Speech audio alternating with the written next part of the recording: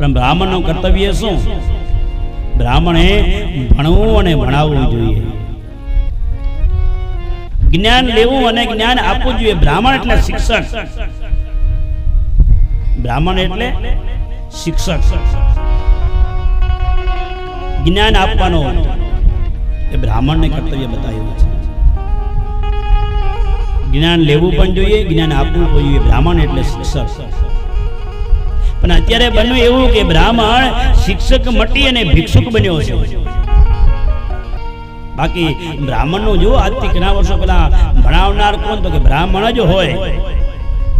અરે શસ્ત્ર વિદ્યા હોય તો ભલે કે શાસ્ત્ર વિદ્યા હોય તો ભલે, એનો ભણાવનાર કોણ હોય? તો ગુરુ હોય. કૃપાચાર્ય, દ્રોણાચાર્ય, જમદગ્નિ, અત્રિ, આ બધા ઋષિઓ ભણાવનાર બ્રાહ્મણ હતા. એટલે બ્રાહ્મણ એટલે શિક્ષક.